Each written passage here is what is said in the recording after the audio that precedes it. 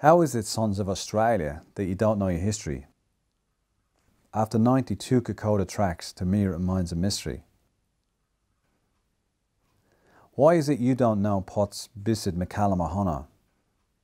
For surely without them, your country would have been a goner. Why is it that you are not taught this at school? Why is this dictated by some government fool? The battle that saved Australian lands when your grandfathers held your freedom in their capable hands. Against all odds, they fought and they died, and managed to turn back the raging red tide. They fought for you and all the horror, so you and your mates would have tomorrow. Next time, when you think you have had it hard, trust me when I say life's dealt you a good card. If you want to walk the Kokoda track, you need to understand that what you're doing is you're putting your hand up and saying, I'm going to see if I can follow in the footsteps of those who've gone before. They're big shoes to fill. They're big shoes to follow. If you decide to do that, the least you can do is prepare. And if you don't have that respect, you shouldn't really be there. The history is what makes that track. The history is so important, it's sacrosanct. The relationship with the people who live on the track, it's their country, it's their track. You go up there, you treat those people with the highest and utmost respect because it is their country.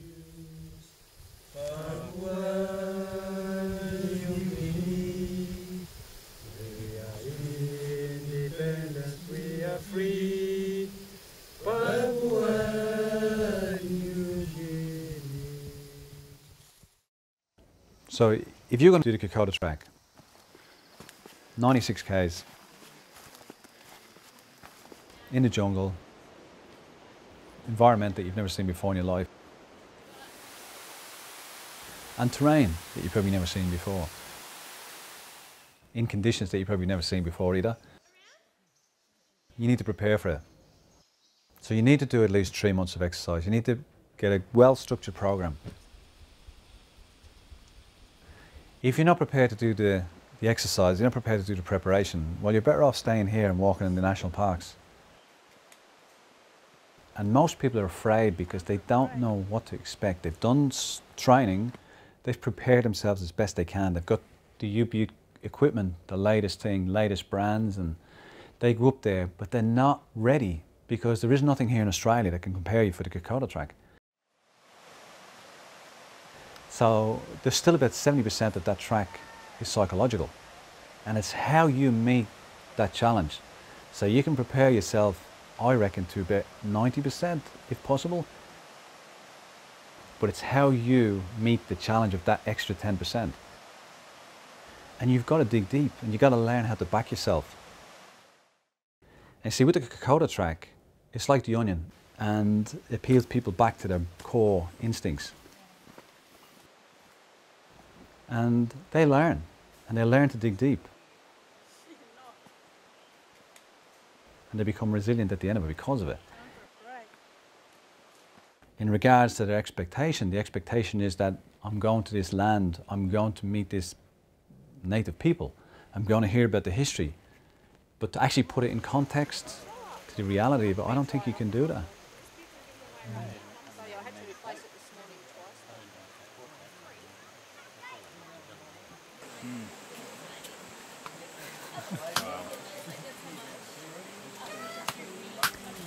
I think at the end of the day too, by going up there with the right preparation, the right exercise, you'll enjoy it. You'll have a fantastic time. I would 100% recommend walking the track to anyone. It doesn't matter whether you consider yourself fit or unfit. Like, we had 19-year-olds walking it right up to 64-year-olds. Like, everyone had completely different fitness levels and experience, life experience. So I would recommend it to anyone. Everyone can do it. If you just set your mind to it, you can achieve anything pretty much. Highly recommend it because of the amazing views, of all the history you learn, and the lovely people that you get to meet along the way.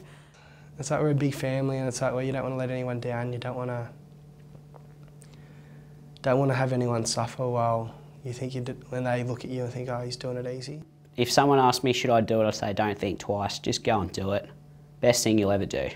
If I can do it, I have no previous experience of hiking, really no experience of camping, and like that's pretty crazy.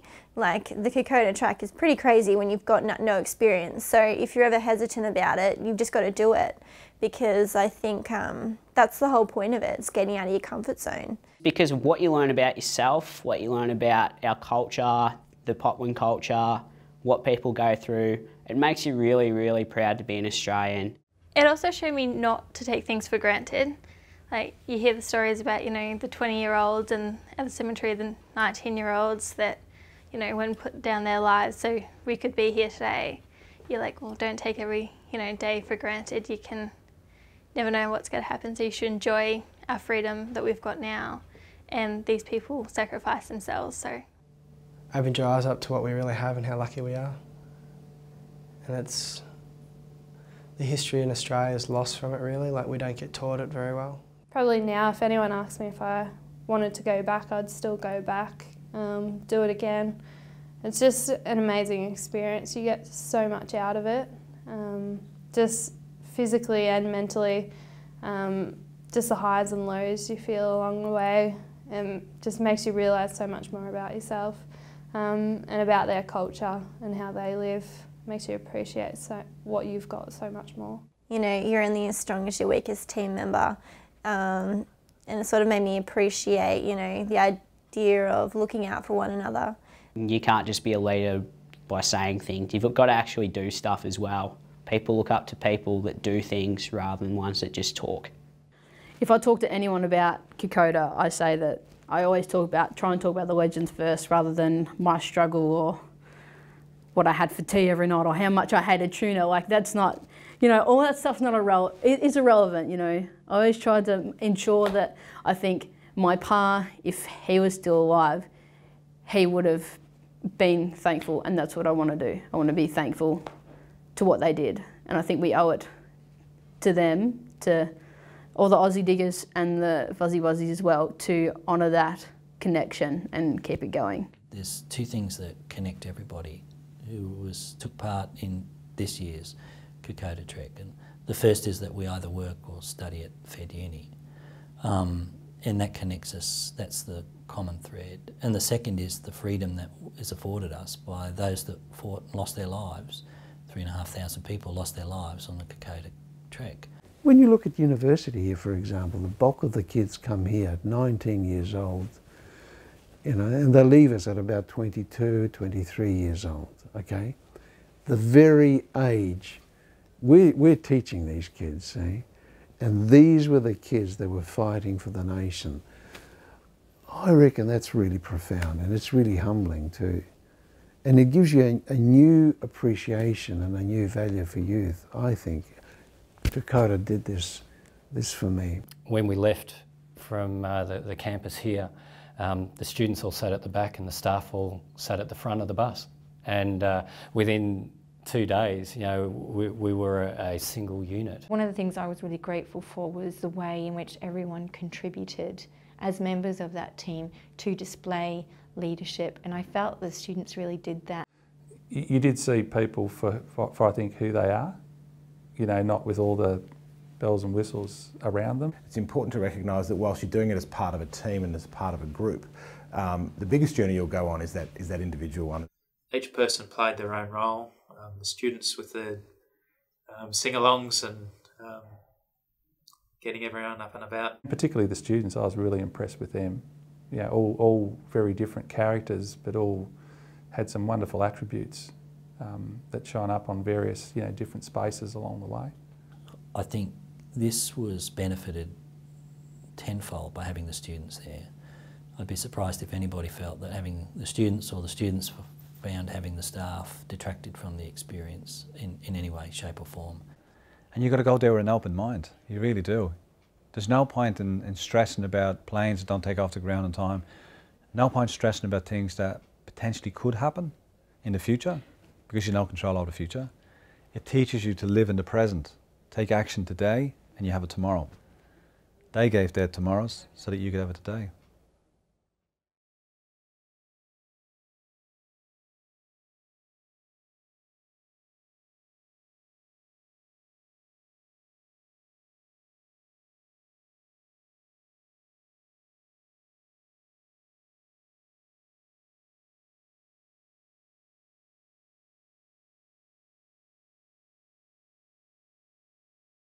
Yes, to eat and least to see when my heart stands for you.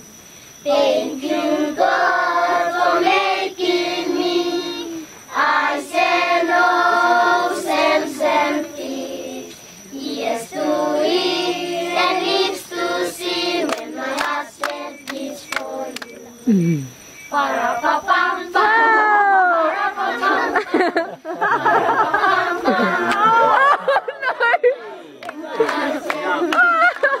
Oh no!